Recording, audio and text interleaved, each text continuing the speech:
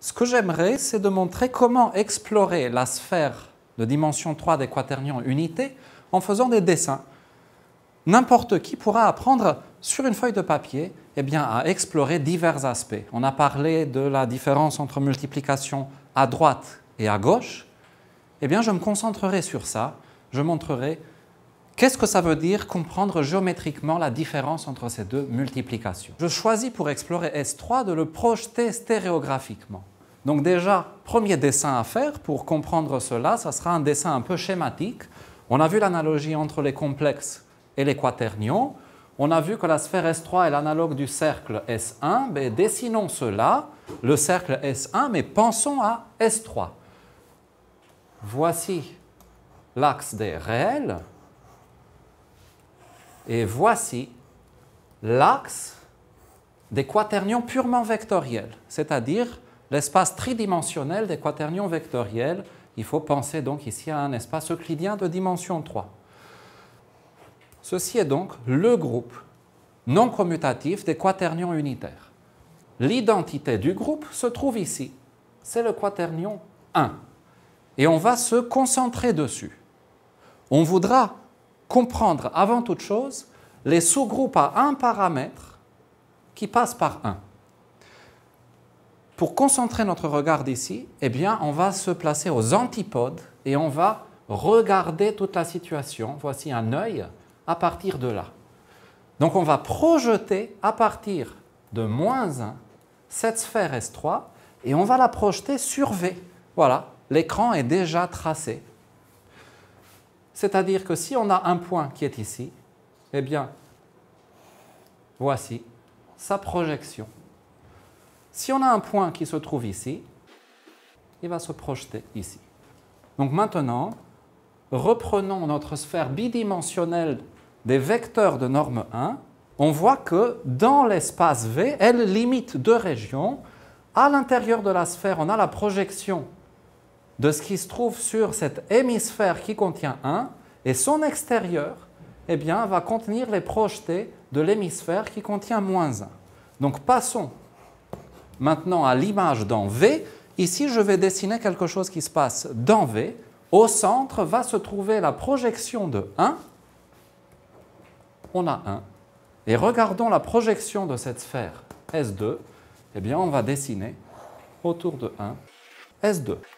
Les sous-groupes à un paramètre, du point de vue géométrique, sont des grands cercles de cette sphère S3 qui passent par 1. Et comme ce sont des grands cercles, ils vont partir quelque part et ils vont aboutir à -1 et puis ensuite ils vont revenir. Et vous voyez ce qu'ils font? Ils partent de l'hémisphère qui contient 1. À un moment donné, quelque part, ils vont couper cette sphère S2. Ils arrivent en -1 et puis ils reviennent, ils vont recouper la sphère S2 quelque part. Pour les comprendre, il sera important de comprendre où se passe cette intersection avec la sphère S2. Qui est ce point? Chaque sous-groupe à un paramètre est donné par la formule de l'aire qu'on a écrite avant, EUθ est égal à cos θ plus U fois sinus de θ. Là-dedans, ce que l'on fait, c'est que l'on garde U constant, U appartenant précisément à notre sphère S2, et ce qui varie, c'est l'angle θ. Lorsque θ démarre à 0, on est en 1, et puis pour revenir là, on fait croître θ jusqu'à 2π. Et en 2π, on revient ici. Donc là, cette variation-là correspond exactement à ce cercle qui fait ceci. Vous voyez que ces sous-groupes à un paramètre sont en correspondance avec les vecteurs U. Ce que l'on a ici, c'est précisément U. Et là, quand ça recoupe, on a -U. Donc dans cette formule, maintenant, on comprend géométriquement que l'on fait quoi? On part avec un grand cercle qui contient 1, on regarde où on touche la sphère S2 des vecteurs de norme 1, ça touche en U de cette formule de l'aire. Donc maintenant ici, représentons un U ici sur cette sphère S2, un tel grand cercle va être représenté par une demi-droite qui part de 1 dans la direction de U qui passe à l'infini par le point moins 1. C'est le propre de la projection stéréographique, de placer moins 1 à l'infini, de transformer donc tous les cercles qui passent par moins 1 en des droites. Voici pourquoi ceci est une droite. Et après de passer par moins 1, de revenir à partir de la direction des antipodes, comme ça. Il s'agit de la même chose.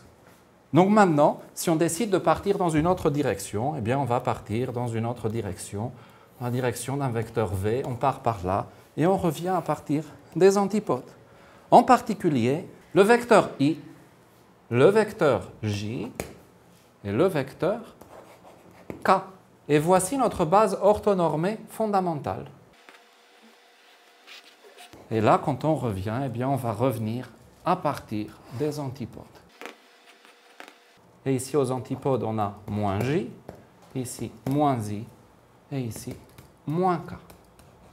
Donc, vous voyez, c'est très simple. Dessiner, imaginez une sphère de dimension 2 dans un espace euclidien de dimension 3, et regardez toutes les droites qui passent par son centre. Ça nous permet de comprendre tous les sous-groupes à un paramètre de ce groupe non commutatif de dimension 3. Maintenant, le jeu, ça sera de comprendre leur translaté. Donc, question. Qui sont les translatés dans notre groupe non commutatif S3 des groupes à un paramètre exponentiel de Uθ pour θ variable? Ce sur quoi je veux me concentrer, c'est de permettre de décider à chacun qui sont les translatés à droite et à gauche. Point clé, la non-commutativité entraîne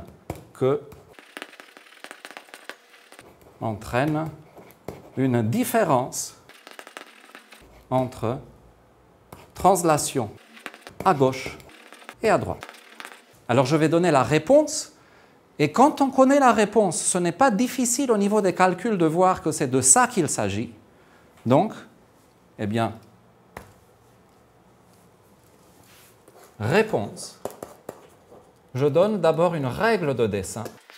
Ces translatés sont tous portés par des tores, que l'on appelle souvent tores de Clifford, car Clifford a étudié leur géométrie dans les années 1870. Pour les dessiner, eh bien, on doit choisir l'un de ces sous-groupes à un paramètre. Donc, dans le dessin précédent, il faut imaginer une droite qui passe par notre point 1. Dessinons-la verticalement. On a 1 ici. Et alors maintenant, on va imaginer un plan qui contient cette droite. Ça veut dire, du point de vue de S3, que l'on se trouve dans une grande sphère bidimensionnelle qui passe donc par 1 et par moins 1. Et c'est pour ça que, comme elle passe par le point à l'infini, le point de vue, eh bien ici, elle est visualisée comme un plan. Et là-dedans, dans ce plan, eh bien, on va avoir la perpendiculaire et les points d'intersection avec la sphère S2. Notre sphère S2 qui est ici va intersecter ce plan suivant un cercle. Et ce qu'il faudra dessiner maintenant, c'est la chose suivante. C'est un système de cercles qui contiennent ces deux points, mais qui ne sont pas centrés dessus. Et il faut les dessiner comme ça, de telle manière à ce qu'ils soient perpendiculaires ou orthogonaux à ce cercle rouge. Et si on oblige à faire ça, eh bien forcément, ça les oblige à être décentrés. Et en fait, ils sont situés comme ça. Et de l'autre côté, ça va être pareil. Voilà. Donc chaque cercle est le lieu des points tel que le rapport des distances aux deux points noirs soit constant. Exactement. Ce qui est un très bon exercice de géométrie plane. Et maintenant, ce qu'on fait, eh bien, on prend cet axe vertical qui nous indique le sous-groupe à un paramètre que l'on a choisi. Axe vertical ici en jaune, c'est notre sous-groupe à un paramètre. Et on va faire tourner ce plan autour de cet axe. Donc, je vais faire ici cette rotation. Et on prend la figure de révolution engendrée par chacun de ces cercles. Prenons l'un d'entre eux et imaginons ce qui lui arrive quand il tourne. Révolution. Eh bien, il va tracer un tore qui tourne autour de notre axe vertical, de notre sous-groupe à un paramètre. Et vous voyez de cette manière que notre espace se remplit de tores contenus les uns dans les autres. Il va y avoir ce tore-ci qui va contenir celui-ci, et eux, ils sont contenus dans celui qui est plus grand. Et regardons ce qui se passe avec cette famille. quand ce cercle devient de plus en plus petit, eh bien, à la limite, on va avoir un tore dégénéré qui est ce grand cercle de la sphère rouge qui est là. Donc, il y a un tore extrême qui n'est plus qu'un cercle, comme ça. Et de l'autre côté, quand on regarde les cercles de plus en plus grands, vous voyez qu'on a comme un goulot autour de l'axe jaune. Et à la limite, on va avoir un tube qui devient l'axe jaune lui-même. Si on le fait tourner, eh bien, il reste lui-même. Donc, c'est un autre tore dégénéré. Du point de vue de la sphère S3, on a donc deux tores dégénérés en des cercles qui sont situés de manière orthogonale. Et du point de vue de la sphère S3, ce sont des intersections avec des plans euclidiens perpendiculaires. Et tous ces tores eh bien, permettent de passer continuellement d'un cercle à l'autre. Alors maintenant, rappelons-nous qu'ici, on a pris la sphère des vecteurs de norme 1. Supposons que notre point qui est là soit I. À ce moment-là, sur le cercle équatorial qui lui correspond, on va avoir aussi quelque part le point J et quelque part le point K. Donc vous voyez que l'un de ces deux plans, c'est celui qui est engendré par J et par K. Et de la même manière, l'autre, c'est celui qui est engendré par 1 et par I.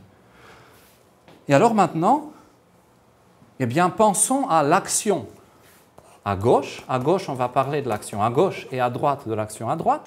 À gauche qui permet de translater à gauche. Translation à gauche.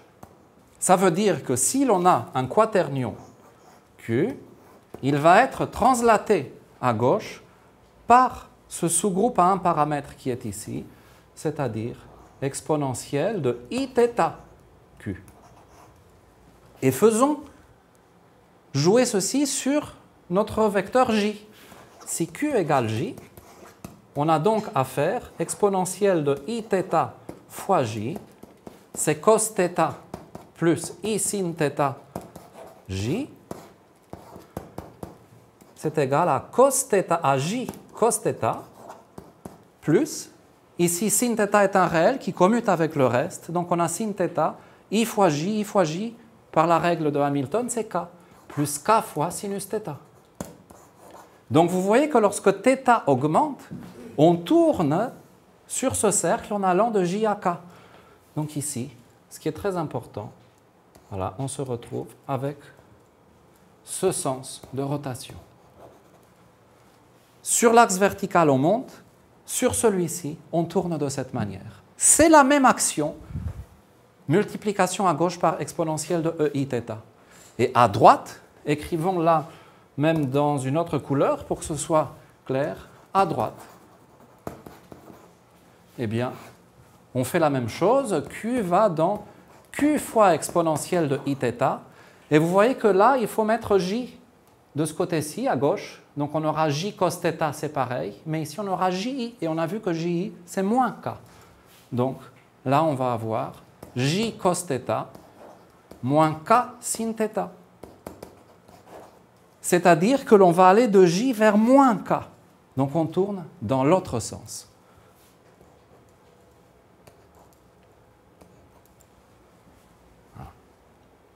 Donc c'est très important.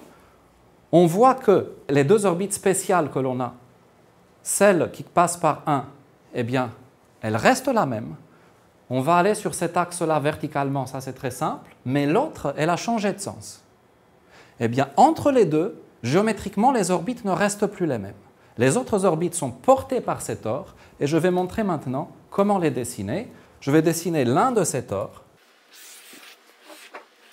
Voilà. Eh bien, les translatés gauche ou droite du sous-groupe à un paramètre choisi sont eh bien, un objet classique, les cercles de Villarceau. Villarceau est quelqu'un qui a travaillé dans la première moitié du XIXe siècle et qui parlait en fait des tores de révolution usuels dans R3. Il ne voyait pas ça comme une projection stérographique de S3. Donc prenons un tore de révolution que je suggère par cette figure. Il a démontré la chose suivante.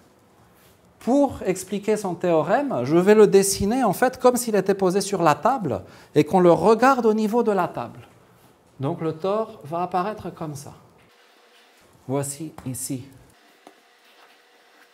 l'un des cercles, son image de l'autre côté par la révolution.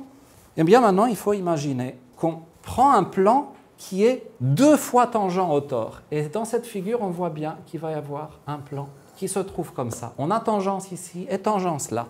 Et ça doit être un plan qui vient vers nous. Eh bien, théorème de Villarceau, ce plan intersecte le tore en une union de 2 cercles. Et maintenant, pour bien le voir, parce que sur cette figure, on ne voit pas bien, on doit faire comme expliquait Monge, des dessins de plusieurs points de vue. On va regarder le tore par au-dessus, et je fais un nouveau dessin où le tore apparaît bien circulaire. Et bien l'intersection, à ce moment-là, apparaît comme ça. On a quelque chose qui va partir d'un point, qui va aboutir à un autre qui est ici. Il faut dessiner aussi ces points perpendiculaires et faire comme ça. On va aller là, on passe en dessous, comme ça, par ici, de manière symétrique, jusqu'ici, et on revient là. Et il y a un deuxième qui se trouve de manière symétrique là. Voilà. Les 2 cercles, vus du dessus, sont positionnés de cette manière. Et alors maintenant, vu du dessus, on voit qu'on a toute la symétrie circulaire du tore, donc on peut faire tourner cette figure. Et on peut faire le même jeu à partir d'un autre point. Donc si on est ici, on peut aller jusque là. Et si on est ici, on peut aller là. Et si on est ici, on peut aller là-bas. Ainsi de suite. Et là, vous voyez apparaître un recouvrement du tore par une famille de cercles. Et les bleus, ils jouent de la même manière. On va compléter notre figure de cette manière-là. Donc, chacun de ces tores est recouvert par 2 familles de cercles de Villarceau. Et si on les dessine enfin sur ce modèle-là, on va avoir, d'une part, une figure qui est comme ça, jusqu'ici. De là, ça passe par derrière, ça tourne ici, et ça arrive là. L'un des cercles, et faisons l'analogue de l'autre côté. L'analogue ici sera comme ça. Voici. Et de là, on va continuer par derrière, comme ça. Alors, l'un de ces cercles est le translaté à gauche, l'autre est le translaté à droite de ce point-ci. Donc ici, on a sur le tore un certain quaternion de norme 1. Si on multiplie à gauche, on obtient le cercle rouge. Si on multiplie à droite, on obtient le cercle bleu. Question, qui est qui? Alors pour décider cela, on va regarder les orientations. On sait d'abord que l'on a un cercle extrême intérieur qui se trouve donc ici, que l'on a dessiné avant. Et lui, on a vu qu'il tournait dans ce sens-là. Et par ailleurs, on a un autre cercle extrême, jaune, qui était le sous-groupe à un paramètre lui-même, qui se trouve ici. Ici, on a donc l'identité du groupe. On est comme ça, et lui, il vient comme ça. Maintenant, il faut comprendre comment est orienté chacun de ces cercles. Question, j'ai le cercle rouge. Dois-je l'orienter du bas vers le haut ou du haut vers le bas? Pour faire cela, il faut imaginer notre tore allant du cercle bleu vers le cercle jaune. L'orientation de ces cercles va bouger continuellement car c'est l'orientation du sous-groupe par lequel on translate. Quand on est très près du cercle bleu, on a l'orientation qui ressemble à celle-ci. Ça veut dire que là, au niveau du cercle rouge, on doit être orienté comme ça. Donc maintenant, regardons le cercle bleu clair qui tourne dans ce sens-là. Donc ici, le sens de la rotation est celui-ci. Et maintenant, on va penser au cercle rouge et au cercle bleu, ce qui leur arrive lorsque le tore gonfle et s'approche de l'axe jaune. À ce moment-là, le cercle rouge, vous voyez qu'il va descendre, donc il va avoir l'orientation opposée au cercle jaune. Par ailleurs, le cercle bleu, lui, il monte bien. Donc il va bien aller vers l'orientation du cercle jaune. Ça veut dire qu'entre ces 2 cercles, eh bien, c'est le bleu qui correspond à la translation à gauche. Je vais écrire en bleu translation gauche et en rouge translation droite. Et maintenant, regardons au niveau topologique quelque chose de très intéressant. Il s'agit en fait de quoi? Des deux manières de fabriquer le quotient de S3 par le sous-groupe à un paramètre.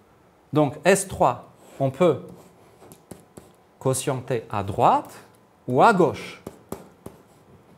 La définition générale de théorie des groupes dit que l'on va regarder soit l'ensemble des translatés à gauche, soit l'ensemble des translatés à droite.